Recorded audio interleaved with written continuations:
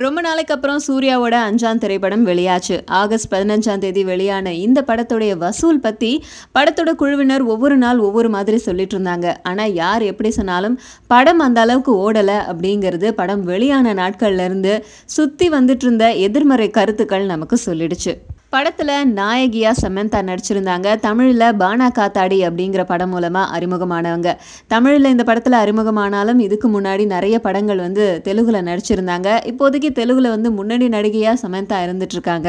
தெலுங்குலயே கவனம் செலுத்திட்டு இருந்த சமந்தா தமிழ்லயும் கவனம் செலுத்தணும், ரசிகர்களை கவரணும் அப்படிங்கிறதுக்காக அஞ்சான் படம், விஜயோடைய கத்தி படம், விக்ரமோட பத்து என்றதுக்குள்ள அப்படிங்கிற படங்கள்ல எல்லாம் கமிட் ஆனாங்க.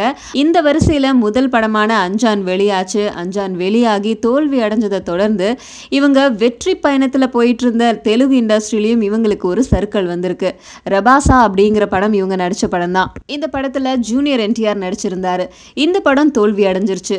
அதனால அஞ்சான் படத்துடைய தோல்விதான் இந்த படத்தோட தோல்விக்கும் காரணமோ அப்படின்னு லைட்டா சமந்தா ஃபீல் பண்ண ஆரம்பிச்சிருக்காங்க.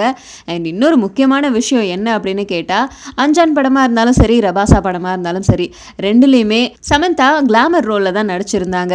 பொதுவாகவே படங்கள் சரியா போகல அப்படின்னா அதுல உள்ள கதாநாயகிகள் கொஞ்சம் கிளாமரா நடிச்சாங்கன்னா அதுக்காகவே சில படங்கள்ல ஓடும். அதுக்கு எக்ஸாம்பிள் தான் சமந்தா தெலுங்குல நடிச்ச அல்லுடு சீனு. இந்த படத்துல இவங்க கிளாமரா நடிச்சிருந்தாங்க. படம் அந்த அளவுக்கு அப்படி இப்படி இருந்தாலும் இவங்களுடைய கிளாமர் படத்தை தூக்கி நிறுத்திருச்சு. ஸோ அந்த கான்செப்ட்ல இந்த படமும் வின் ஆகும் அப்படின்னு நினைச்சாங்க. ஆனா தெலுங்கு மக்கள் ஏமாத்திட்டாங்களே அப்படின்னு சொல்லிட்டு லைட்டா ஃபீலிங்ல உட்காந்துட்டு இருக்காங்க சமந்தா.